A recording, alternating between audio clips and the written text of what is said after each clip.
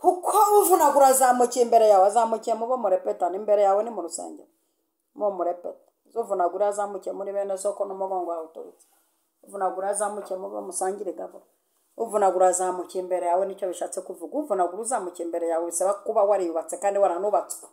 Kubakwa, kwiyubaka, ukajya mu y'ibiri ukiyubakiramo, ukajya mu y'itatu ukiyubakiramo, ukabyuka saa 9 z'igicuku abandi basinziriye ukiyubaka, ukavuga uti nkomeza nkomeza nkomeza mwami sinjye ndenge nyine, umbe hafi mu rugendo rwa. Mbega wiyubake unubakwe, ibi bintu nibihura birakora inyubako ikomeye. Imana ishimwe, Imana ishimwe. Satani ati jyewe biriya bintu wamuhaye bimwe, urebe ko yongera kwigira biriya ngo arakukunda, ngo arakubaha, ngo arakuvuga, ngo arakuririmbira, ngo aragutaramira. Imana ikibijyane. Umva, umunsi utararangira nibwo yuba ibintu bye Satani yabiteje cyamunara. Iyo bakomeye bihuka bakomeretsa, waruzi yuko Imana ibirinduye wakudoza uri gutuna mu mibabaro iratuna hakavamo ibyishimo. Zamande uvuga aho wari ugeze ndaje tugaca bande. Umva rero reka nkubwire, Yohani yageze i Patmos, ubwo busimvuze aho yaraturutse. Hari ahantu Bibiliya itagaragaje ariko yanyuze. Bibiliya ntigeze agaragaza ko acaniriwe mu ngunguru y'amavuta, ariko byabayeho agezemo bategereza ko apfa, ahubwo mu gusohokamo asohoka abaye umujeni, imvi zarabaye bien, uruhu rwabaye bien. Abantu bamurebye baratangara, nawe yirebye aratangara. Nibwo yavuze iriya jambo ati bakundwa ubu turi abana b'Imana, uko tuzasa ntikurerekanwa. Hari igihe niyerekanwa tuzasa nawe. Noneho bajya kumuta i Patmos nko kumujugunyayo ngo basi imibu yaho nimurya agweyo. Ageze i Patmos ntibamenya ko bahataye umuntu wubatswe mu mabuye mazima, utarubatse kuri nyirasenge sha, utarubatswe kuri fondote mwirirwa mwisiga ngo muri bitangaza, kandi mutubatswe mu nk'amabuye mazima. N'amapfizi y'intama 7 ari mu byishaki, ari mwe mu byishakiye turashize. Haleluya. Mwe mu byishakire, mu byishakire maze musanga umugaragu wanjye. Ariko mano wambabari ukamvugira ngo amina. Amina double. Maze musangire umugaragu wanjye wubatswe nk'amabuye mazima. Haleluya. Mwitambire igitambo cyoswa, kandi umugaragu wanjye wishire wowe wubatswe neza nubwo wahuye n'ibigeragezo. Dore vura urimo uvuga ku aya n'amande iciye abantu bita batesheje umutwe umuntu wubatswe. Yes, kamashimira mu izina ry'umwami wacu Yesu Kristo ko tubana hano kuri Evangelist Mama Lionel. Turi kumwe na Mama Lionel. Muraho neza? Muraho. Yesu nashimye. Yesu ahimbazwe. Imana amahoro umugisha. Maze kubakira ndikwishyira ku rugo. Naki abantu bari burengerazuba, Burasirazuba, Amajyepfo n'Amajyaruguru mu gihe Kigali n'agataratu y'aba diaspora. Imana amahoro umugisha kandi banezererwe mu izina rya Yesu Kristo wa Nazareti. Nishimiye kubana nawe mu kiganiro cyacu cy'uyu munsi. Murakoze cyane, nanjye nishimiye kubana nawe. Yego, ubushize ndazi ko abantu karabinjiye abantu bahurebye ikiganiro bakora comment. Imana umugisha kandi banezererwe. Muri ibyo rero nguhaye ikaze mu kiganiro. Niba nawe ufite abantu wasuhuza, wabwira ngo amashyongore bagira inka, bagira abana, gira umugabo. Babwire bagira abagabo bano baheze. Yego, baheze kwa Mary mugira abagabo, baheze kwa Peri mugira abagore.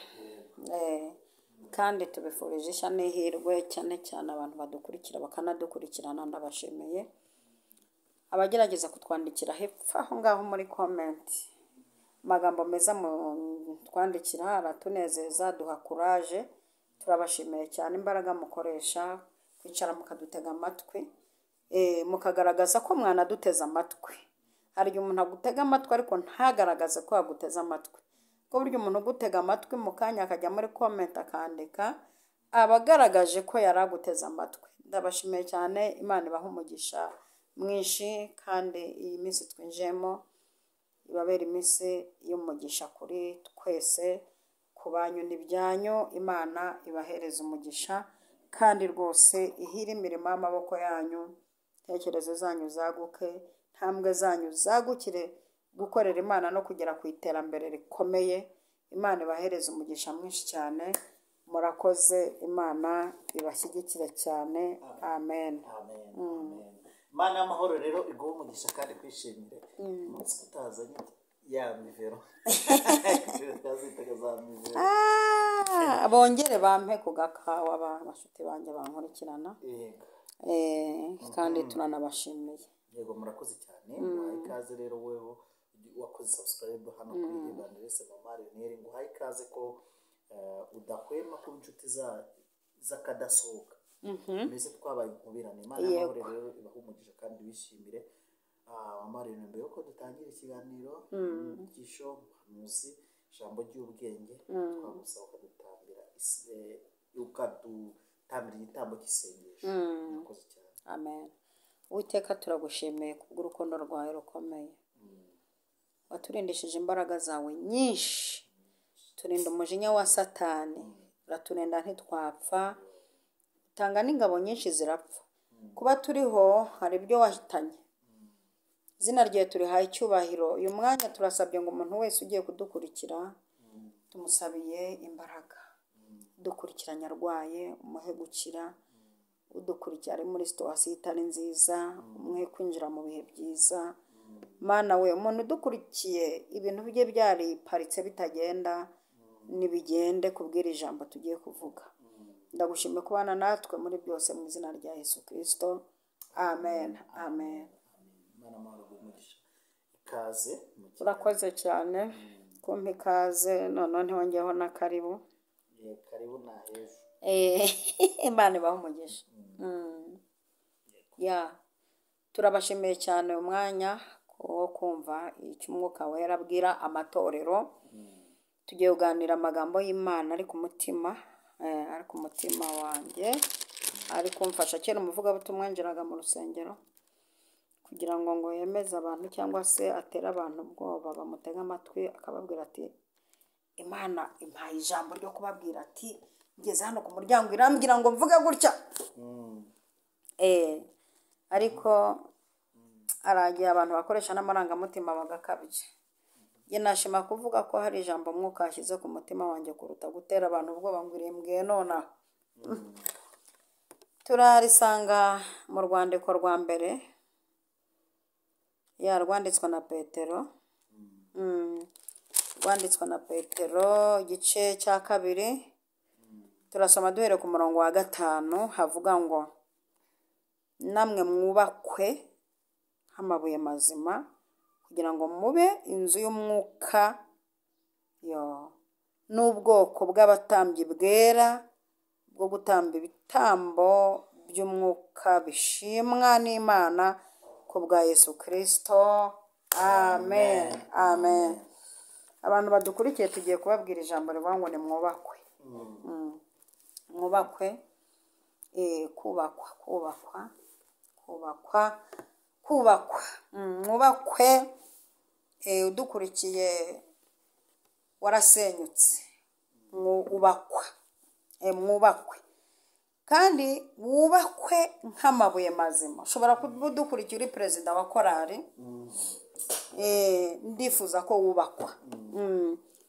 Kubakwa rero hari sinzu tugiye kubaka.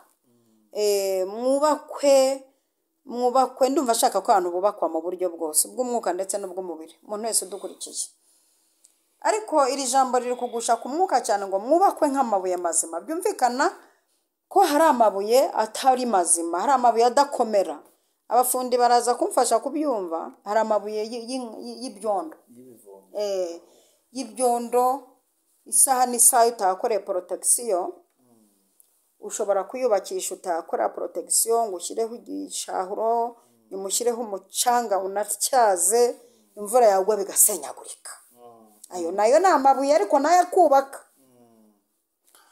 Hari ziruriba rwose wubaka, nizo ntizigombera protection ya danger. niyo wakotera n'agasima gusa ntugire ibindi ushyiraho by'imicanga byo kuyahisha, ayo naho ni amabuye. Ariko iri jambo muze kumva ko ryavuze ngo mwubakwe nk'amabuye mazima, byumvikana ko hari amabuye atari mazima, hari n'ibyatsi, hari n'ibikenyeri, hari n'imbingo nazo zirubakwa. Iwacu kera twagiraga urugo rw'imbingo n'imbariro ruba rusobetse ku buryo nta n'imbwa yacamo. Ariko imvura yagwa nyuma y'iminsi ngahe bikabora, cyangwa se twabura inkwi ugasohoramo ukajya gucana ukavuga uti ninkuramo imbariro ebyiri imvange ibirayi birashya. Kera banza twe tutaramenya n'imvange, havuga uti ibirayi biri bushye, imvange tugeze i Kigali, tubimenye tugeze i Kigali. Nshimye Imana ko twageze muri Kigali. Naryo ni ishimwe, ariko abavuka ku Kacyiru bo ntibumva ko ari ishimwe, n'abavuka hariya ku Kabusunzu. Ariko twebwe abamutokambare mufashe kubyumva, Imana ishimwe ko twageze i Kigali mu murwa mukuru w'u Rwanda. Ariko bajye bareka tuvuga aho yadukuye, namwe muvuga ibyo yabahaye, ntacyo tubihuriza hamwe. Ariko zuko ari byo byabyara ishimwe kandi ryiza cyane, ririmo rinini. Amen. Ririmo rinini. Hanyuma rero nako nukubakwa burya iyo bubakishije imihati, imiyenzi, njya nca ku ngo z'imiyenzi, iyo hirya za Nyamata njya nzibona, nta mu mujyi wa Kigali aho nzibona, nabwo nukubakwa. Ariko biravuze ngo mubakwe nk'amabuye mazima, nk'amabuye mazima. Hari amabuye y'ibiparara tujya dukoresha twubaka, ayo nayo ni amabuye. Amabuye ari ubwoko bwinshi, ariko Bibiliya ikavuga ngo niwe buye, mumwiringire mumwikomezeho, niwe buye rizima, ryanzwe ntiryanakunzwe, ryanzwe n'abubatsi, ariko ku Mana ryahindutse irikomeza imfuruka.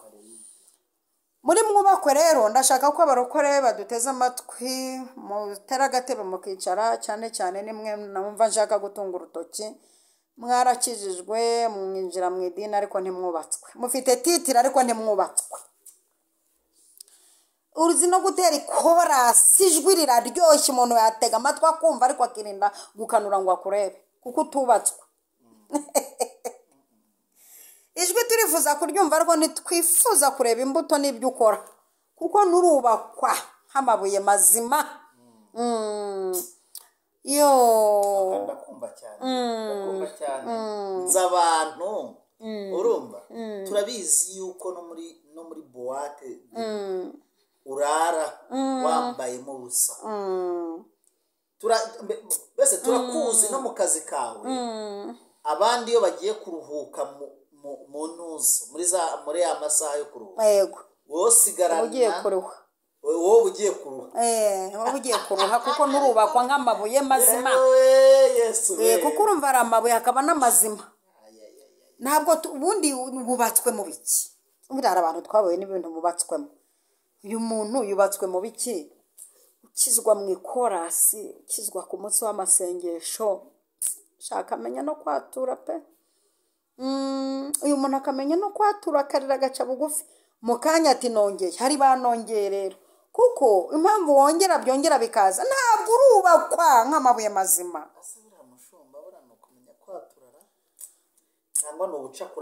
Nakojejisha no bucakura aho ngaho no kwerekana ko agira umutima uca bugufi, ariko utarekwa nawe arubatswe. Turifuza kubona abadiyakoni bubatswe nk'amabuye mazima. Abo nibo twifuza kubona batambutsa abantu mu rusengero bakabicaza barubatswe nk'amabuye mazima. Turashaka kukubona utanga igaburo ariko warubatswe.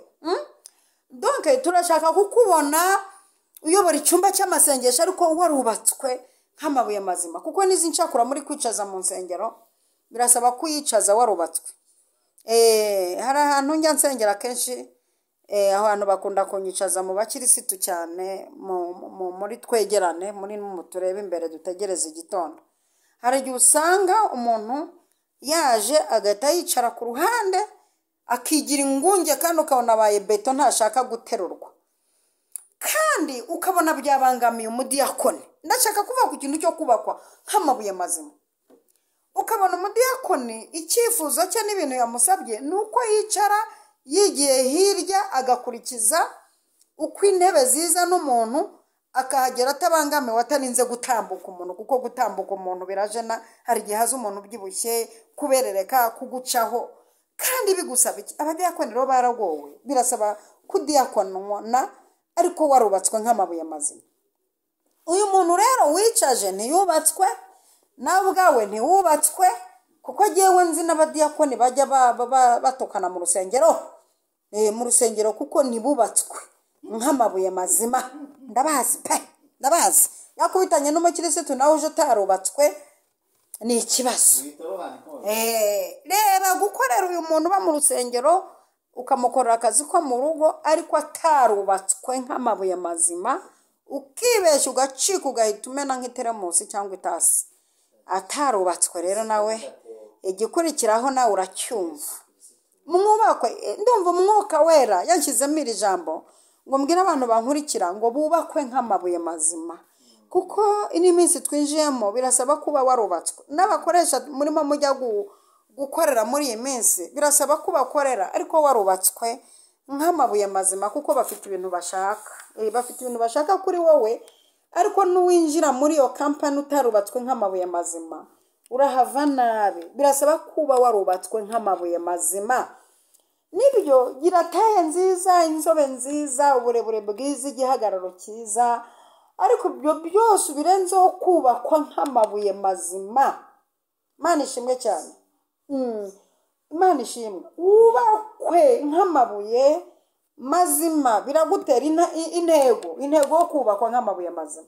ni ukugera ku cyo Yesu yavuze, ni ukugera mu bwami bw'ijuru. biragufasha kugera mu bwami bwo mu ijuru.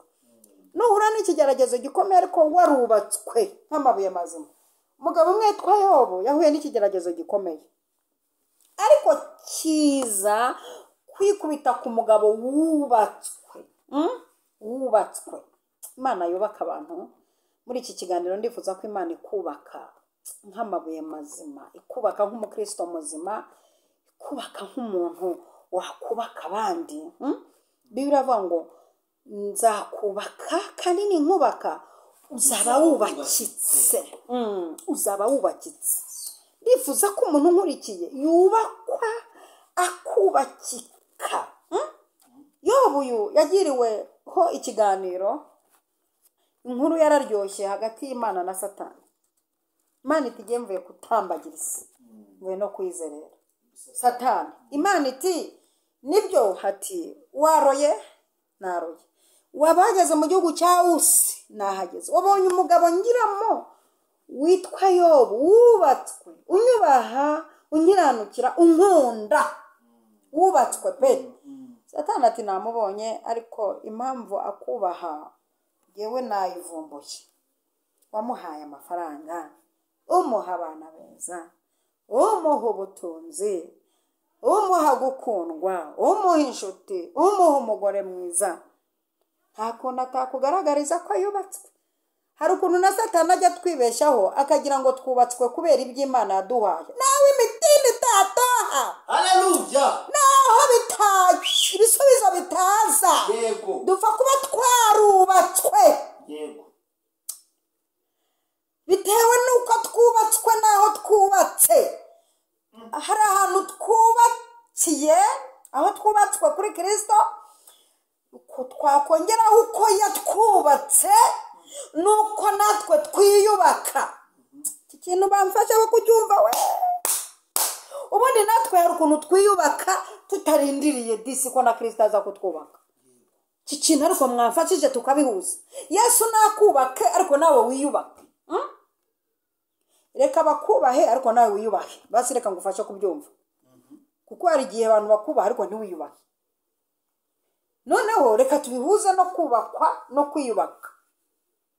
hariyo mpamvu muri byarembye ngo mwiyumanganye mu byago ku kantu kari imbere aho.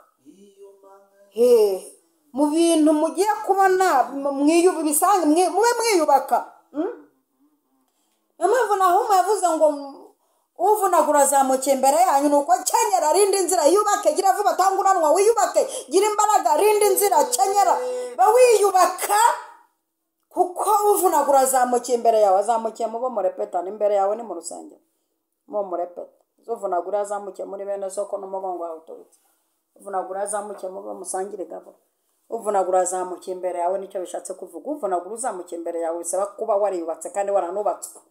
Kubakwa, kwiyubaka, ukajya mu y'ibiri ukiyubakiramo, ukajya mu y'itatu ukiyubakiramo, ukabyuka saa 9 z'igicuku abandi basinziriye ukiyubaka, ukavuga uti nkomeza mwami sinjye ndenge nyine, umbe hafi mu rugendo rwa. Mbega wiyubake unubakwe, ibi bintu nibihura birakora inyubako ikomeye. Imana ishimwe, Imana ishimwe. Haleluya. Satani ati jyewe biriya bintu wamuhaye bimwe, urebe ko yongera kwigira biriya ngo arakukonda, ngo arakubaha, ngo arakuvuga, ngo arakurerembera, ngo aragutaramira. Imana iti bijyane. Umva, umunsi utararangira nibwo yuba ibintu bye Satani yabiteje cyamunara. Kuva ku bana mu butunzi, umva bitezwa cyamunara, inshuti ziramushoka, umugore aramushoka, umva bitezwa cyamunara, bimushiraho.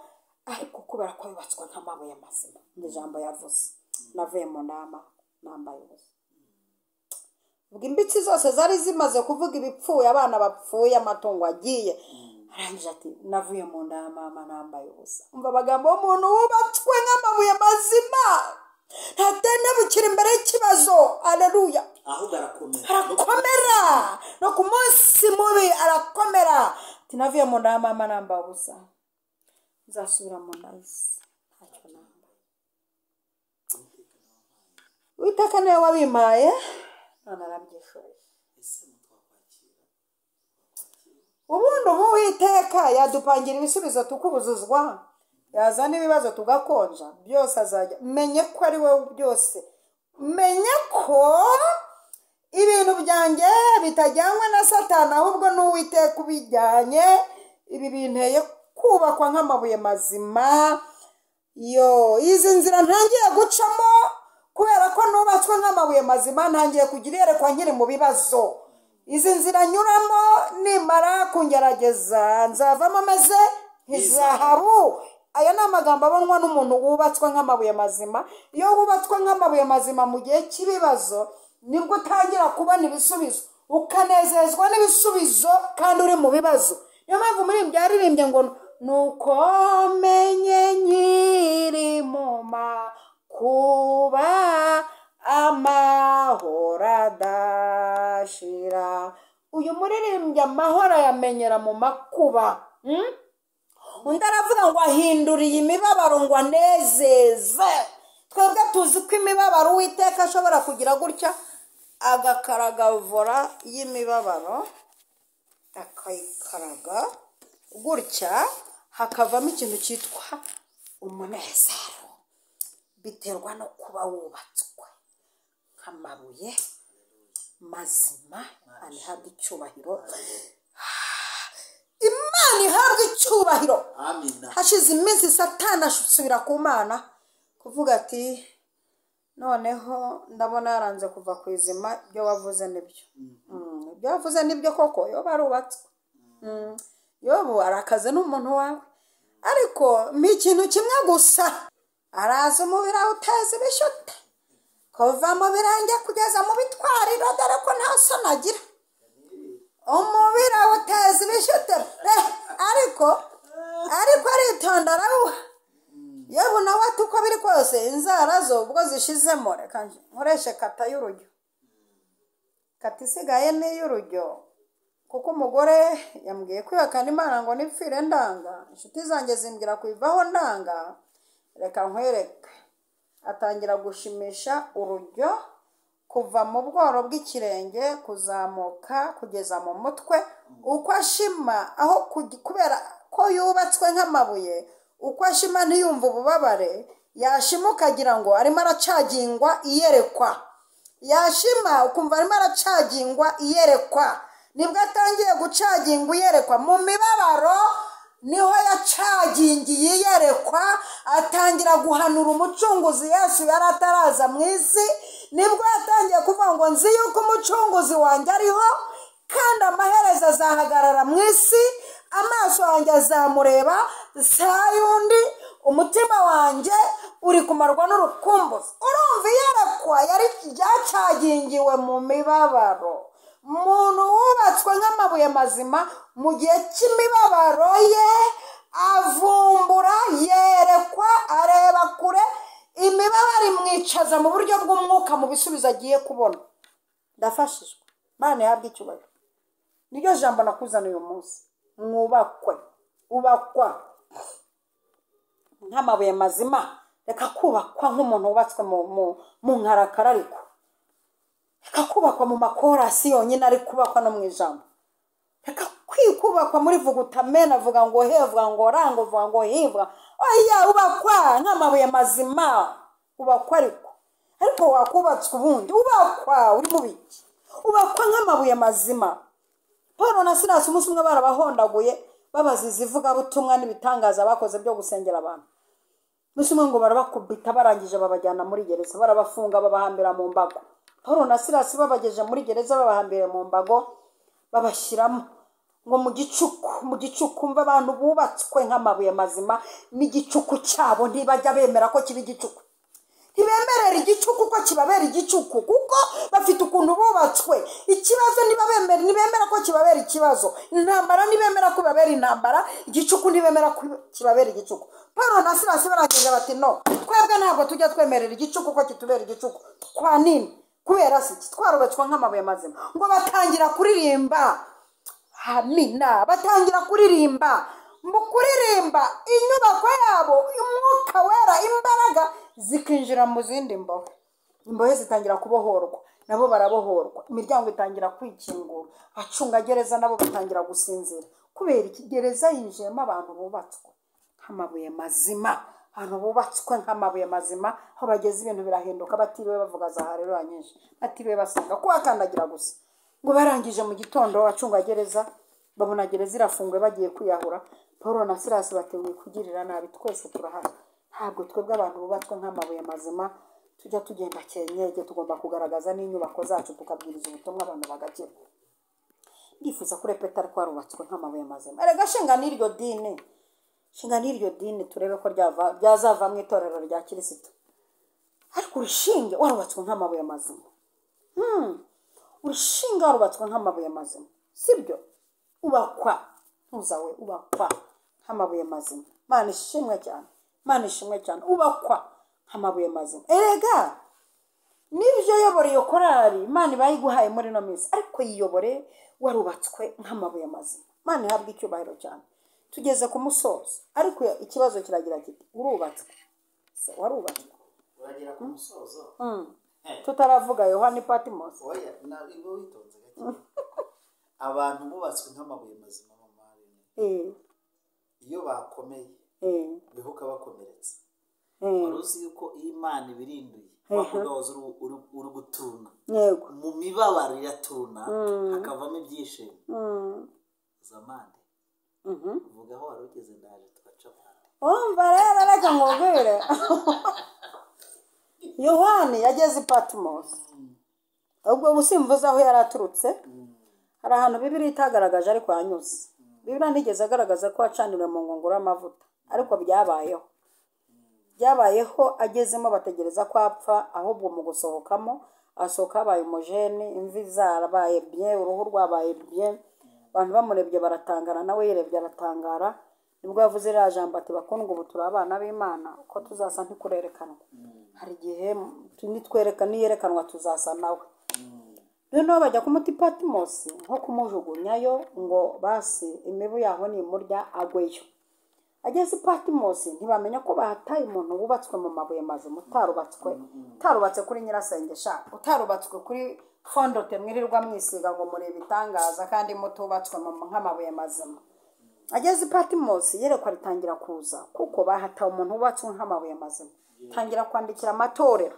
Hirya abasirikare baramusova, bamuha winarandika, bamuhereza impapuro arandika. Arangije Yohana atangira kwandikira amatorero 7 yo mu Efeso, kuko yubatswe nk'amabuye mazima. Ibyifuzo by'abantu kuri we birarangira, atangira kuvuga amakuru y'ijuru icyo rimweretse.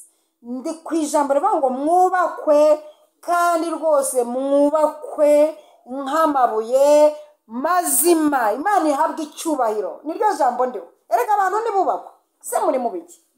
Ubakwa ese ugira ngo uru rugo winjiyemo uwo mugabo ugifite ibintu by'ubwega n'ubuzigaba nunu mwasezeranye nutubakwa nk'amabuye mazima ugira ngo urugo rwari imyaka 5 uzarumaramo? Ese ugira ngo abo bana urimo byarira muri uyu mujyi no kurereramo utarubatswe nk'amabuye mazima ugira ngo uzabishobora? Ubakwa, erega ubakwa ese uri mu biki? Ubakwa nk'amabuye mazima. Umaze imyaka ingana gutya mu idini ariko nturubakwa nk'amabuye mazima. Turacyakubona aho bya bintu bisa n'ibyo wasize. Umeze nk'umuntu wahinduye ahantu ho kuza gukorera ibyo wakoraga, ariko turagushaka kubona warubatswe nk'amabuye mazima.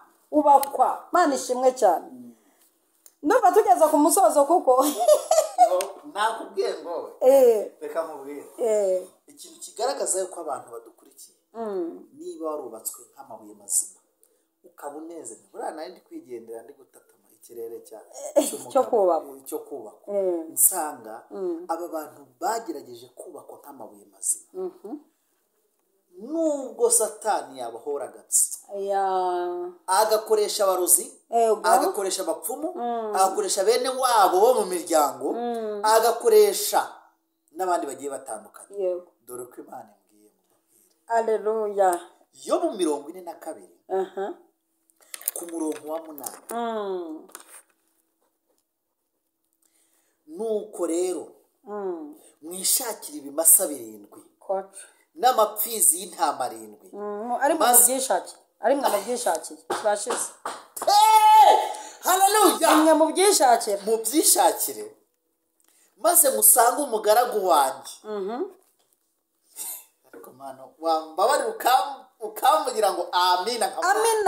Amina double. Maze musangire umugaragu wanjye wubatswe nk'amabuye mazima. Aleluya. Mwitambire igitambo cyoswa kandi umugaragu wanjye wishire wowe wubatswe neza nubwo wahuye n'ibigeragezo. Dore vura urimo uvuga ku aya namande iciye abantu bita batesheje umutwe umuntu wubatswe.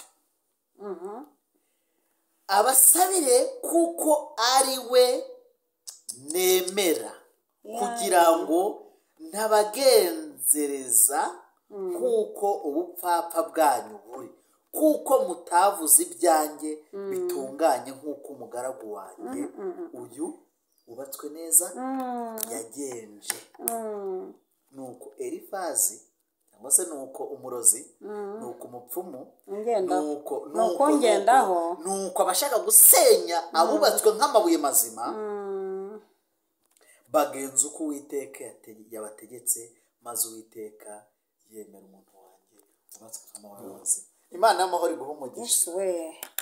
Ijambo rinyishe nkapfa nerwa ngo kuko umugaragu niwe nemera. Bene uyu muntu wubatswe n'amabuye mazima, utubatswe n'ibyatsi, utubatswe nk'ibikangaga, utubatswe mu miyenzi, utubatswe mu note, zashira akagwa, utubatswe muri ririri kandi utubatswe mu mabaze yashira akagwa, utubatswe mu mitini n'inzabibu niyo bidaharara gumya kubakwa, utubatswe mu busambanyi, utubatswe mu gutanga igitsina kugira ngo ugire ibyo ubona, utubatswe ku biryo, utubatswe ku ifiriti, utubatswe ku nyama, utubatswe ahubwo wubatswe n'amabuye mazima kuko ubuzima ni Kristo wanesheje agatsindi Golgotha. Haleluya. Ijambo rivuze ngo yavuze kuko ari we nemera. Ariko ubundi mwakwiranje ikabemera, wakwiranje ikakwemera, wakwiranje ubundi Imana ikakwemera. Reka mbabwira abantu badukurikira, mwebwe muzi yuko Imana yasubije Yobu. Nibyo murabwira abantu bica mu bantu inshuti zanjye, biri mu bantu Yobu se yasubijwe. Wagize ngo intama n'ibiki n'imikumbi n'abana, icyo yakoze yarabyaye. Icyo yakoze ni ukongera gusubirana n'umugore akabyara, ariko ibindi imikumbi n'imirima n'ibiki byose byaciye mu bantu. Erega ubundi ibintu biri mu bantu, sibundi utegereje ko Imana iri mu bantu. Haleluya. Imana iri muri twe, nzagendera muri mwe, nkorere muri mwe, sibyo? Dukorana nayo n'ibyo yo bagomba gusubizwa biri mu bantu, n'indiki z'akababaro ziri mu bantu. biri mu bantu. Imana ntabwo tuje kurangiza. Ndifuza ko ugera mu itima Imana yemera, ukubakwa mu buryo ikwemera. Yagusanga mu ndirimbo ikabona uziririmba wubatswe kakwemera, yagusanga na Bibiliya ku ruhimbi ikabona urubatswe iti ndakwemeye kadusenge. Imana iriho, Haleluya, wahozeho, uzahoraho. yego, Ndagushimiye. haleluya, Twari ku ijambo wadushyize ku mutima ngo tubwire isi yubakwe, abantu bubakwe, aba bagabo bubakwe, aba bakobwa bubakwe, aba bagore n'abasore bubakwe, kandi ntibubakwe cyenyege, bubakwe nk'amabuye kandi mazima. Turagushimiye ko bubatswe, kandi nububaka nawe bazaba bubakitse, kandi nyuma yo kubakika urabemera. Nyuma yo kubemera, umuntu wese uzivanga mu byabo azacibwa amande, kuko ijambo riravuze ngo mwishakire. Ntabwo ari mbahaye, ntabwo ari mbatumye, mwe mubyishakemo. Turagushimiye kubw'ijambo ryawe ryiza rimanutse muri aya masaha kandi rigiye gukiza no komora no kurema. Urakoze wa Mana nziza we, bisenze nshima mu izina rya Data wa twese, Mwana n'Umwuka wera. Amen, amen.